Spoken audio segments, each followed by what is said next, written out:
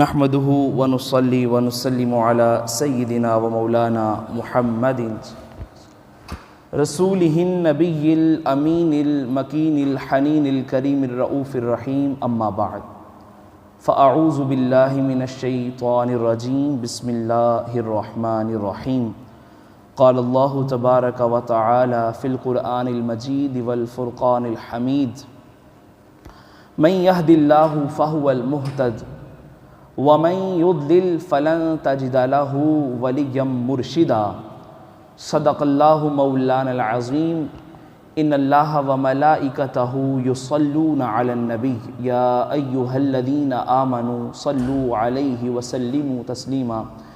مل کر حضور علیہ الصلوۃ والسلام کی بارگاہ میں درود و سلام کا نذرانہ پیش فرمائیں۔ الصلاۃ والسلام علیک یا سیدی یا رسول اللہ وعلی آلک واصحابک یا سیدی یا حبیب اللہ۔ الصلاۃ والسلام علیک یا نبی اللہ وعلی آلک واصحابک یا سیدی یا رحمت للعالمین۔ اللہ رب العزت کا بے پایہ لطف و کرم اور احسان عظیم کے جس کی توفیق خاص سے آج ہم سب ایک مرتبہ پھر جامع مسجد حاضہ میں نماز جمعہ کی ادائیگی کے لیے جمع ہیں۔ اللہ رب العزت کی بارگاہ میں دعا ہے کہ مالک کائنات ہمارا آنا نماز جمعہ کو ادا کرنا اپنی بارگاہ میں قبول و منظور فرمائے اور ہمارے گزشتہ جتنے بھی گناہ ہیں ان کو معاف فرمائے اور آئندہ ہمیں نیکی کی طرف ہدایت عطا فرمائے۔ عزیزان گرامی قدر، آج کا موضوع بڑا ہی اہم اپنی نوعیت کے اعتبار سے ہے کہ وہ موضوع یہ ہے کہ ہدایت کسے ملتی ہے۔ اگر اس کو دوبارہ میں کہوں کہ ہدایت کسے ملتی ہے اور پھر دوبارہ سمجھانا یہ چاہوں کہ میں سمجھانا یہ چاہ رہا ہوں کہ ہدایت کسے ملتی ہے اور ہدایت کس سے ملتی ہے، یہ دو چیزیں ہیں، جس طرح سے مرضی پڑھ لیا جائے۔ تو اللہ رب العزت نے سورۃ الکہف کی آیت نمبر 17 میں ارشاد فرمایا، جسے اللہ تعالی ہدایت عطا فرما دے فہو المہتد، تو وہ ہدایت یافتہ بن جاتا ہے، اور جسے ومن یضلل، اور جسے اللہ تعالی گمراہ کر دے فلن تجد لہ ولیا مرشدا، تو پھر آپ اس کے لیے نہ کوئی مددگار دیکھیں گے اور نہ کوئی مرشد دیکھیں گے جو اس کو ہدایت کرنے والا ہو۔ تو اللہ تعالی گمراہ کس کو کرتا ہے کہ جس کا نہ کوئی ولی ہوتا ہے نہ کوئی مرشد ہوتا ہے، جس کو راستہ دکھانے والا کوئی نہیں ہوتا، اللہ تعالیٰ فرماتا ہے اللہ تعالیٰ اس کو گمراہی کے راستے پر ڈال دیتا ہے۔ اب یہ راستے کا تعین اور راستہ مل جانا یہ بہت بڑی بات ہوتی ہے۔ یہ درجہ بدرجہ جب انسان صراط مستقیم کا اللہ رب العزت کی بارگاہ میں طلبگار بنتا ہے تو اللہ تعالیٰ اس کو بعض اوقات راستے پر چل کر جانے والے منزلوں کو پا لینے والوں کے پاس بھیج دیتا ہے، یا پھر اللہ رب العزت ان لوگوں کے پاس بھیج دیتا ہے جو خود اس راستے کے متلاشی ہوتے ہیں، یا اللہ رب العزت اسے اس راستے کی طرف ہدایت فرما دیتا ہے، وہ راستہ دیکھ لیتا ہے اور چلنا شروع کر دیتا ہے۔ پھر اللہ رب العزت فرماتا ہے بندے تیری مرضی ہے تو یہ راستہ اختیار کر لے یا وہ راستہ اختیار کر لے جو گمراہوں کا راستہ ہے۔ تو اس لیے ایک ایسے شخص کا ہونا اور ایسے شخص کی تلاش رہنا یہ ضروری ہے کہ وہ شخص اللہ رب العزت کے راستے کی طرف تمہیں چلا دے۔ اسے کہتے ہیں مرشد، ہدایت کرنے والا۔ جو ہدایت کرنے والا ہوتا ہے اسے مرشد کہتے ہیں، اور جسے ہدایت دی جانے والی ہوتی ہے اسے مرشد کہتے ہیں۔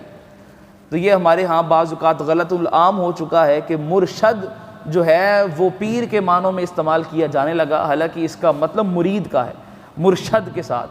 اور مرشد یہ اسے کہتے ہیں پیر، وہ مرشد کہتے ہیں جو راستہ دکھانے والا ہو ہدایت کی طرف۔ اب اس کی اہمیت کتنی ہے، صاحب تفسیر کبیر امام فخر الدین رازی رحمۃ اللہ تعالی علیہ، آپ کی سوانح حیات میں آتا ہے کہ جب آپ کا وقت وصال قریب آیا، آپ نے ساری زندگی بڑے بڑے گمراہ لوگوں کے ساتھ مناظرے کیے، بڑے بڑے لوگوں کے ساتھ مناظرے کیے اور مناظرے جیتے بھی، لیکن جب وقت وصال قریب آیا تو شیطان کا حملہ ہو گیا، اور شیطان آ کر کہنے لگا کہ تم اللہ تعالیٰ کو ایک مانتے ہو، اللہ تعالیٰ کے وجود کی کیا دلیل ہے تمہارے پاس؟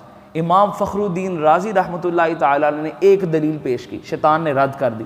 شیطان فرشتوں کا معلم رہ چکا تھا، فرشتوں کو سکھانے والا رہ چکا تھا، اسے علم تھا، شعور تھا، لیکن بدبختی شیطان کے ذمہ میں آئی، اس نے ایک دلیل کو رد کر دیا۔ امام فخر الدین رازی ایک کے بعد ایک دلیل دیتے رہے، حتیٰ کہ 360 دلیلیں دے دی اللہ تعالیٰ کے وجود کی، لیکن شیطان رد کرتا چلا گیا۔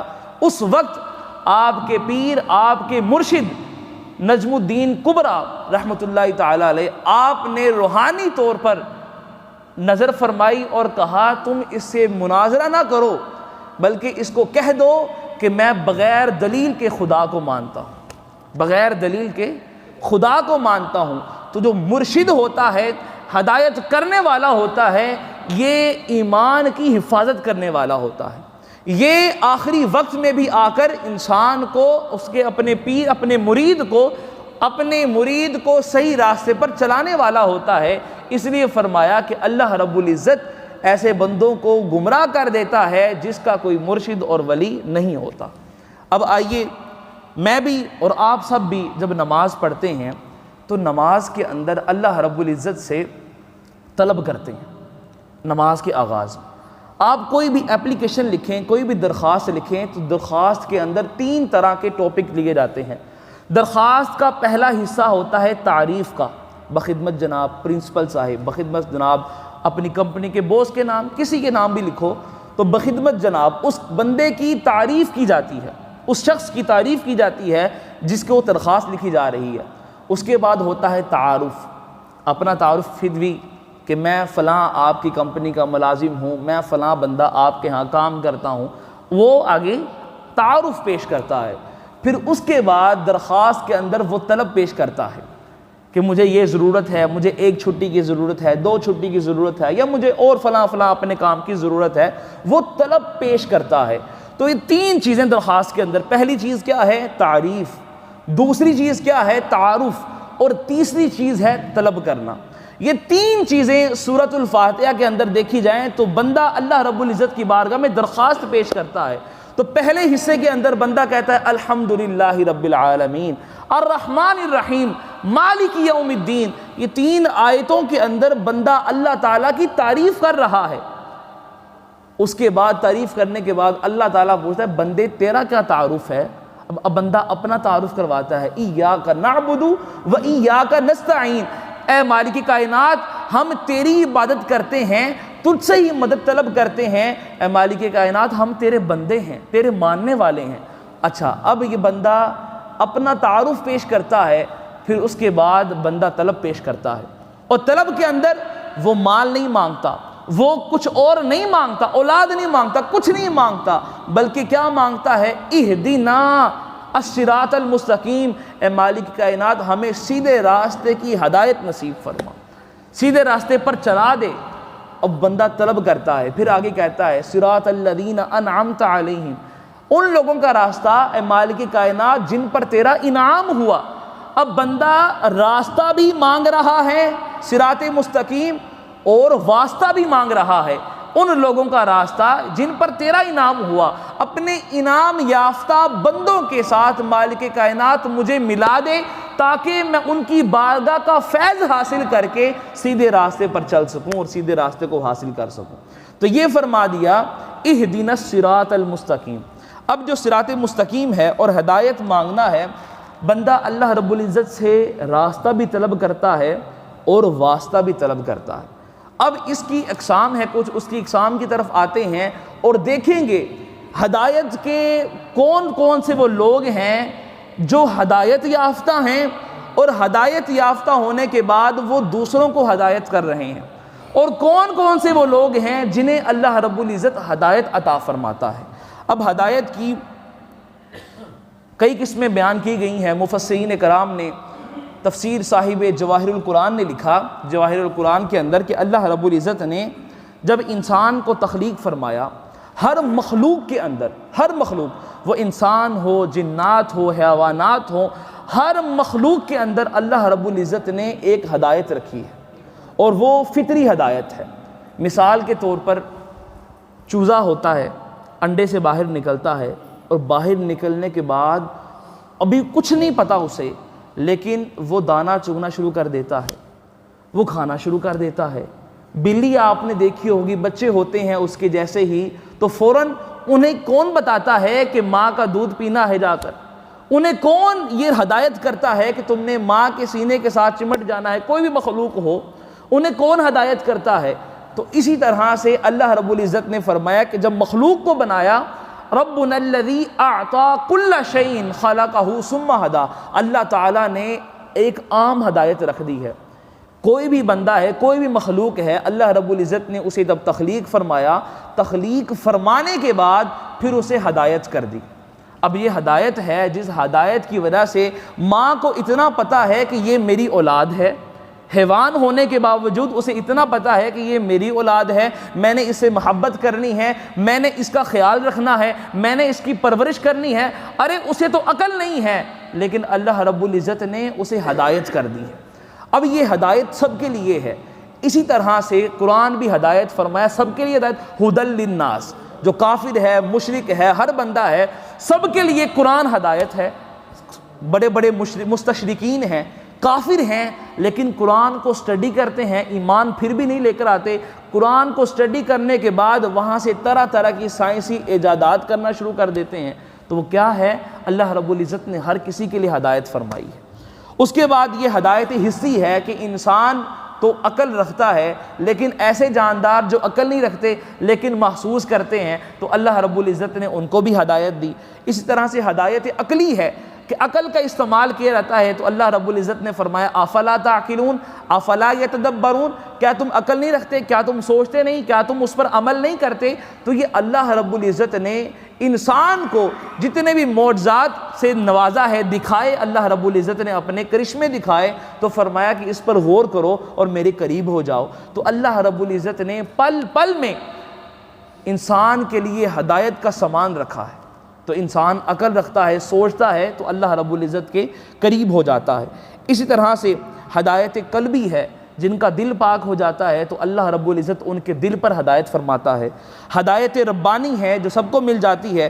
اسی طرح سے جس طرف میں آپ کو لے کے جانا چاہ رہا ہوں وہ یہ ہے کہ ہدایت کی کئی قسمیں ہیں کہ بندہ ہدایت طلب کرتا ہے اللہ رب العزت کی بارگاہ میں، اللہ تعالیٰ اس کو ایسے بندے کے پاس بھیج دیتا ہے جو اس راستے سے شناسا ہوتا ہے۔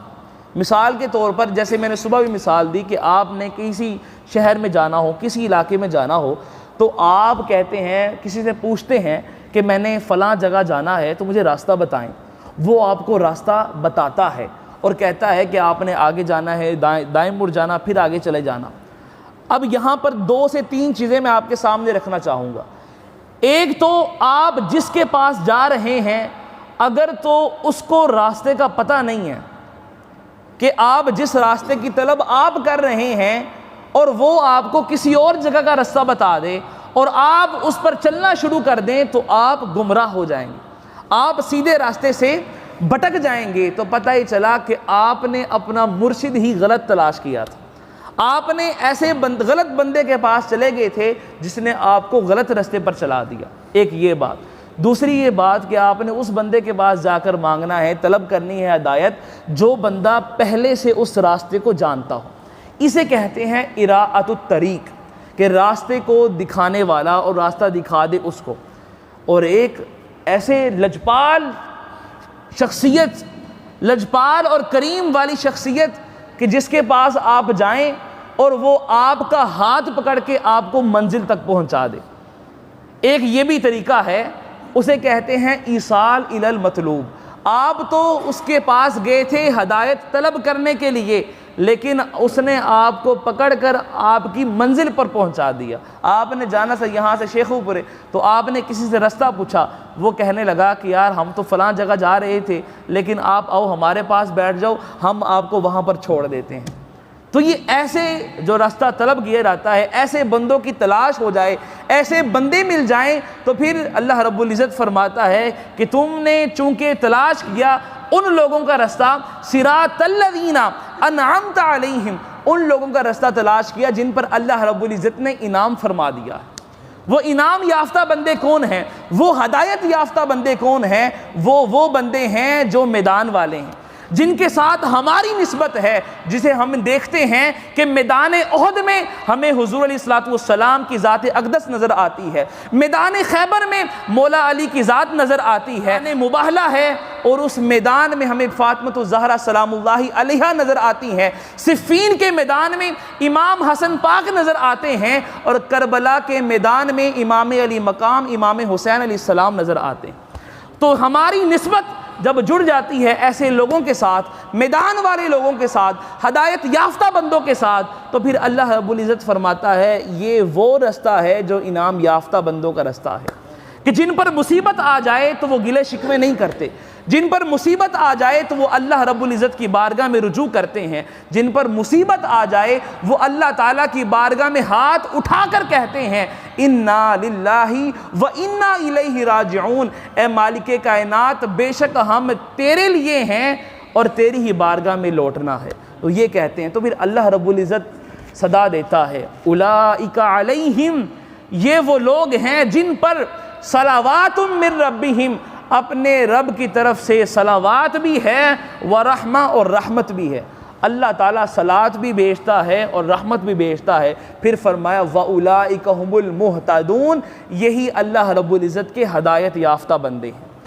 تو بندہ طلب کرتا ہے سیدھے راستے کو، تو اللہ رب العزت نے خود دعا سکھائی اور خود فرما دیا کہ وَجَعَلْنَا مِنْهُمْ أَئِمَّةً يَهْدُونَ بِأَمْرِنَا، اللہ رب العزت نے فرمایا کہ ہم نے بنایا ہے ان لوگوں میں سے اماموں کو جو میرے حکم کی، ہمارے حکم کی ان لوگوں کو ہدایت دیتے ہیں۔ تو اللہ رب العزت نے ہدایت دینے والے مقرر فرما دیے کہ یہ وہ لوگ ہیں جو وقت کے امام ہوں گے اور آنے والے تمام لوگوں کو ہدایت کے راستے پر چلانے والے ہوں گے۔ تو ہم نے ایسے لوگوں کا دامن پکڑ لینا ہے۔ وہ کسی نے کیا خوب کہا تھا، میاں محمد بخش رحمۃ اللہ تعالیٰ علیہ فرماتے ہیں راہ دے ہر کوئی آکھے تے میں بھی آکھاں راہ دے، بن مرشد تینو راہ نہیں لبنا، رول مرسیں وچ راہ دے۔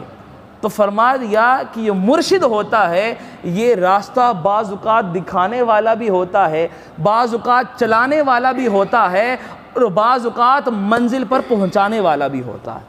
یہ جس تمہارے پیر کو جتنا کمال حاصل ہوگا، جتنا اللہ رب العزت کی بارگاہ میں قرب حاصل ہوگا، اللہ رب العزت کی بارگاہ میں اس کا درجہ اتنا بلند ہوگا، اور پھر جب بلند ہوگا تو وہ اسی کے مطابق تمہاری رہنمائی کرنے والا ہوگا۔ تو اس لیے اللہ رب العزت نے ہدایت کے راستے کو عام کر دیا سب کے لیے۔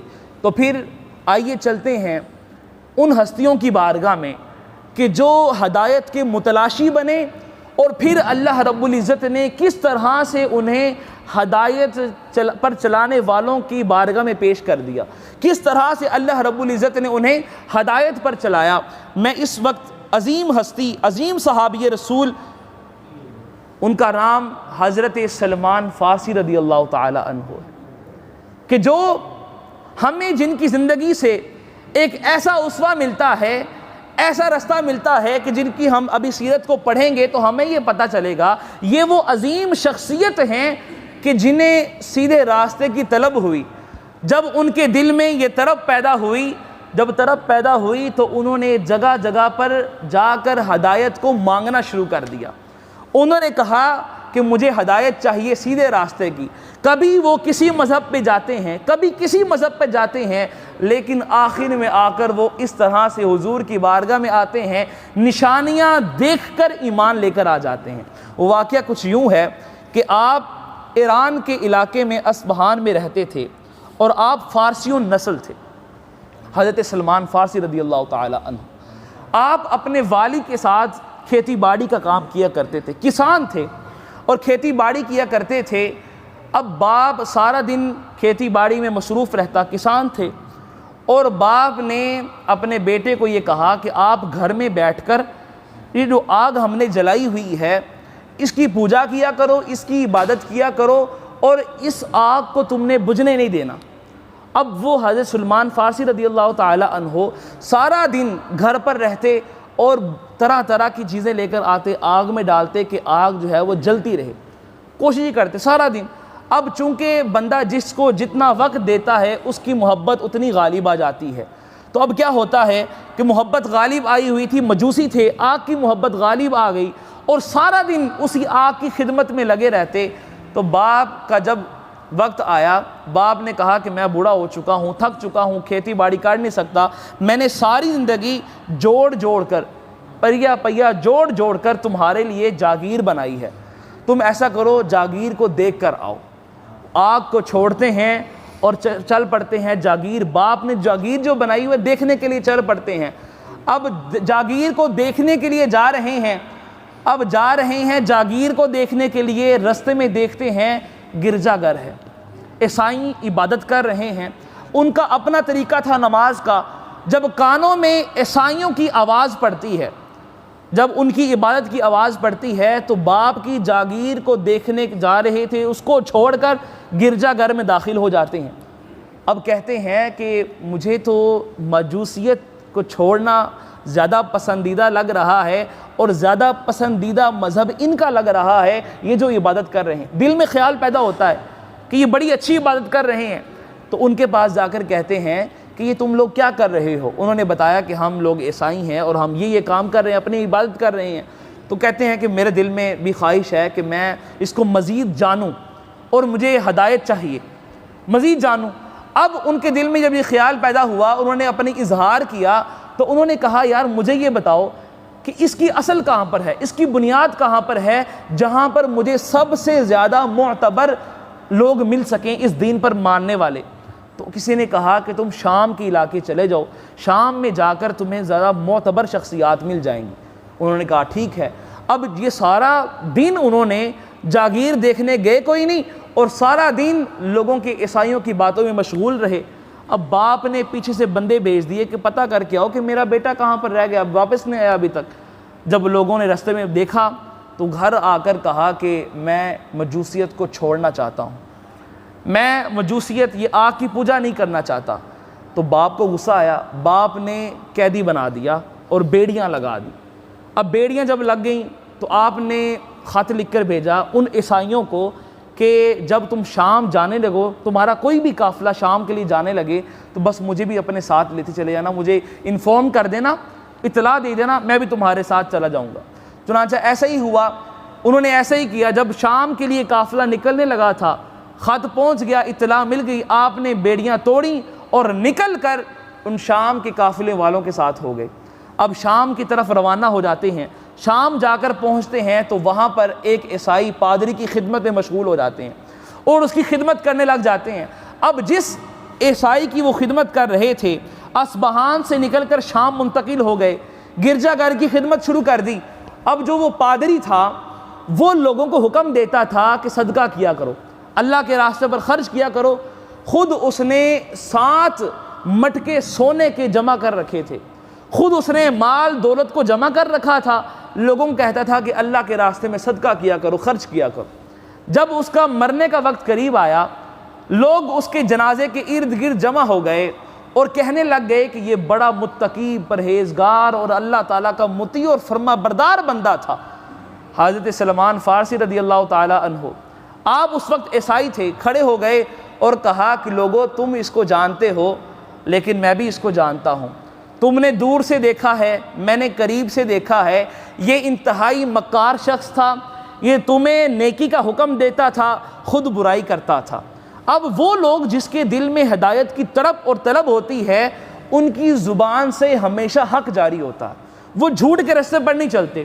جانتے تھے کہ لوگوں کی نظر میں یہ معتبر شخصیت ہیں، لوگ ماریں گے، دھکے دیں گے، اعتبار کوئی نہیں کرے گا، لیکن پھر بھی آپ نے زبان سے سچ بولا، پردہ نہیں رکھا۔ کیوں کہ لوگ ایک فاسق اور فاجر اور گمراہ شخص سے جنازہ پڑھنے لگے تھے۔ اچھا، تو آپ نے کہہ دیا کہ اس نے مال کو جوڑا ہوا ہے، تم چاہو تو میں دکھا سکتا ہوں۔ لوگوں نے کہا ٹھیک ہے۔ لوگوں نے دیکھا، آپ جگہ پر لے گئے، زمین کے اندر کافی زیادہ مال، سونا، جواہرات جوڑ کر رکھے ہوئے تھے۔ جب لوگوں نے دیکھا تو لوگوں نے کہا کہ آپ کی بات تو سچی ہے، آپ نے صحیح فرمایا۔ تو لوگوں نے اس جو مرا ہوا پادری تھا اس کو تختہ دار پر لٹکا دیا اور سنسار کر دیا، پتھر مارے۔ اب لوگوں نے تبدیل کی جگہ اور اس شخص کی جگہ پر ایک اور شخص لے کر آئے، وہ بڑا متقی پارساز بندہ تھا اور بڑا ہی نیک شخص بندہ تھا۔ آپ اس کی خدمت میں مشغول ہو جاتے ہیں۔ حضرت سلمان فارسی رضی اللہ تعالی عنہ اصبہان سے نکلے ہیں، شام کی طرف آ گئے ہیں، اب اس بندے کی خدمت کر رہے ہیں۔ جب وہ پادری کا مرنے کا وقت قریب آتا ہے تو آپ کہتے ہیں کہ اب مجھے کوئی نصیحت کیجئے اور مجھے کسی معتبر شخص کے حوالے کر دیجئے۔ تو وہ پادری کہتا ہے کہ یہاں پر تو کوئی معتبر شخص نہیں ہے، ایسا کرو شام سے نکلو، موصل کے علاقے پر نکل جاؤ، موصل کے علاقے پر چلے جاؤ، وہاں پر فلاں جگہ پر پادری ہے، اس کی خدمت میں لگ جاؤ۔ آپ شام سے نکلتے ہیں، موصل کے علاقے پر نکل جاتے ہیں اور وہاں پر جا کر اس پادری کی خدمت کرنے لگ جاتے ہیں۔ وہ بھی بڑا نیک دل پارسا بندہ ہوتا ہے اور اس کی آپ خدمت کرتے ہیں۔ جب اس کا مرنے کا وقت قریب آتا ہے تو آپ پھر کہتے ہیں ہاتھ جوڑ کر کہ مجھے کسی ہدایت کرنے والے بندے کے قریب کر دو کہ میں بھی ہدایت چاہتا ہوں۔ آپ موصل میں ہوتے ہیں، موصل سے نکل کر علاقے نصیبین کے علاقے پر چلے جاتے ہیں۔ جب نصیبین کے علاقے پر جاتے ہیں، وہاں پر جا کر وہ پادری ملتا ہے اور اس کی خدمت کرنا شروع کر دیتے ہیں۔ اب یہ آپ دیکھیے گا، ہدایت کی طلب میں کہاں سے کہاں چلے گئے۔ ہدایت کی طلب سی ایران سے نکلے، شام گئے، شام سے نکلے موصل گئے، موصل سے نکلے اور نصیبین کے علاقے پر چلے جاتے ہیں، وہاں پر جا کر خدمت شروع کر دی۔ جب اس پادری کے بھی مرنے کا وقت قریب آیا، حضرت سلمان فارسی رضی اللہ تعالی عنہ اسے کہتے ہیں کہ مجھے نصیحت کیجئے ایسے بندے کی جو بڑا متقی ہو، پرہیزگار ہو، پارسا بندہ ہو۔ آپ کہتے ہیں، وہ پادری کہتا ہے ایک اموریہ نام کا شخص ہے، اس کے پاس چلے جاؤ۔ اموریہ نام کے شخص کے پاس جاتے ہیں، اس کی خدمت میں مشغول ہو جاتے ہیں۔ اب دیکھیے گا، ایران کا سفر ہے اور چلتے چلتے شام سے چلتے چلتے نصیبین، نصیب سے چلتے چلتے اموریہ کے علاقے پہنچ جاتے ہیں۔ دل میں خواہش کیا ہے کہ ہدایت مل جائے، اللہ رب العزت ہدایت عطا فرما دے۔ اب ہدایت کی تلاش میں نکلتے نکلتے اموریہ پہنچ جاتے ہیں، اس کی خدمت کرتے ہیں۔ جب اس کا مرنے کا وقت قریب آتا ہے، وقت وصال آتا ہے، تو آپ کہتے ہیں مجھے ہدایت کیجئے کہ میں کس شخص کے پاس چلا جاؤں۔ اب وہ تھا وہ پادری، اب وہ کہتا ہے کہ اب میری نظر میں عیسائیت پر جتنے بھی لوگ ہیں سارے کے سارے گمراہ ہو چکے ہیں، کوئی بھی اپنے صحیح عقیدے پر قائم نہیں ہے، لہٰذا تم اب عرب کی سرزمین پر چلے جاؤ، وہاں پر ایک ایسا شخص ہوگا جو دین ابراہیم پر ہوگا اور اس کی نشانی یہ ہوگی کہ وہ کھجوریں والے شہر میں آئے گا، اور پھر وہ کسی سے بھی صدقہ قبول نہیں کرے گا، صدقہ اس پر حرام ہوگا اور تحفہ وہ قبول کر لے گا، دونوں کندھوں کے درمیان اس کی مہر نبوت ہوگی، یہ اس کی نشانی ہے۔ اس کے پاس چلے جاؤ، وہ بندہ ہدایت پر ہے، ہدایت پر چلانے والا ہے اور پکڑ کر ہدایت کی منزل پر لے کے جانے والا ہے۔ اب آپ کی دل میں خواہش پیدا ہوتی ہے کہ میں کاش مل سکوں، اب دل میں خواہش پیدا ہوتی ہے، اب ہدایت کے لیے نکل پڑتے ہیں۔ اب اموریہ سے چلتے ہیں، چلتے چلتے عرب پر پہنچ جاتے ہیں۔ اب ایک قافلے والوں سے ملاقات ہوتی ہے، قافلے والے یہودی ہوتے ہیں، وہ پکڑ کر آپ کو دھوکے کے ساتھ یہودیوں کو بیچ دیتے ہیں غلام بنا کر۔ وہ شخص جو جاگیردار تھا، اپنی جاگیر چھوڑ کر کس کے لیے؟ ہدایت کی طلب کرنے کے لیے، ہدایت کے لیے نکل پڑتا ہے اور یہودیوں کے ہاتھوں بک جاتا ہے۔ پھر چلتے چلتے یہودی اٹھا کر مدینہ میں لے کر آ جاتے ہیں، بنو قریظہ سے ان کا تعلق ہوتا ہے۔ جب یہودی اٹھا کر مدینہ میں لے آتے ہیں، پتہ چلتا ہے حضور علیہ السلام ہجرت کر کے مدینہ المنورہ میں آ چکے ہیں، تو اب دل میں خواہش پیدا ہوتی ہے کہ مل سکوں۔ جب ملتے ہیں اور مل کر سب سے پہلے حضور کی بارگاہ میں صدقہ پیش کرتے ہیں، اپنا مال جوڑ کر صدقے کا مال دیتے ہیں۔ حضور علیہ السلام نے فرمایا میرے اصحاب آؤ اور اسے کھا لو۔ حضور علیہ السلام خود تناول نہیں فرماتے بلکہ اپنے اصحاب کو دے دیتے ہیں۔ تھوڑے دن گزرتے ہیں تو پھر مال جوڑتے ہیں اور حضور علیہ السلام کی بارگاہ میں تحفہ پیش کر دیتے ہیں۔ جب تحفہ پیش کرتے ہیں، حضور علیہ السلام خود بھی تناول فرماتے ہیں، اپنے اصحاب علیہم السلام کو بھی رضوان اللہ علیہم اجمعین کو کھلا دیتے ہیں، خود بھی کھاتے ہیں اور صحابہ کرام کو بھی دیتے ہیں۔ اب تیسری نشانی تھی اور وہ یہ تھی کہ حضور علیہ السلام کے دونوں کندھوں کے درمیان جو مہر نبوت ہے اس کا دیدار ہو جائے اور ایمان لے کر آ جائیں۔ حضور علیہ الصلوۃ والسلام سے ابھی کچھ نہیں کہا. حضور علیہ الصلوۃ والسلام سمجھ گئے کہ 2 مرتبہ جو آئے ہیں کوئی وجہ تھی. حضور علیہ الصلوۃ والسلام آپ کھڑے ہوتے ہیں اور کھڑے ہونے کے بعد اس کی طرف پیٹھ کر دیتے ہیں. پیٹھ مبارک جب کر دی تو حضور علیہ الصلوۃ والسلام نے اپنی ان سے پردہ ہٹایا مہر نبوت سے اور فرمایا اے سلمان فارسی رضی اللہ تعالی عنہ، آپ جس چیز کے متلاشی تھے، میری مہر نبوت کو دیکھنا چاہتے تھے، یہ وہ مہر نبوت ہے، دیکھ لو. قربان جائیں زبان سے کچھ بولا نہیں ہے، لیکن حضور علیہ الصلوۃ والسلام نے فرما دیا یہ مہر نبوت کا دیدار کر لو. اب جب مہر نبوت کا دیدار کرتے ہیں اس کو بوسے لینا شروع کر دیتے ہیں، رونے لگ جاتے ہیں، حضور علیہ الصلوۃ والسلام کے سینہ اطہر سے چمٹ جاتے ہیں. اور حضور علیہ الصلوۃ والسلام نے فرمایا مبارک ہو، تم نے 3 نشانیاں طلب کی، اللہ رب العزت نے ہدایت کے رستے پر چلایا، جاگیر چھوڑ کر حضور علیہ الصلوۃ والسلام کی غلامی میں آ گئے اور غلامی کے آنے کے بعد ہدایت یافتہ بندوں میں شامل ہو گئے. دوستان محترم، بس ہماری خواہش یہ ہونی چاہیے اللہ رب العزت کی بارگاہ میں ہدایت طلب کرتے رہنا چاہیے اور ایسے لوگوں کی طرف جانا چاہیے جو اللہ تعالیٰ کے ہدایت یافتہ بندے ہیں. اللہ رب العزت ہم سب کو عمل کرنے کی توفیق عطا فرمائے.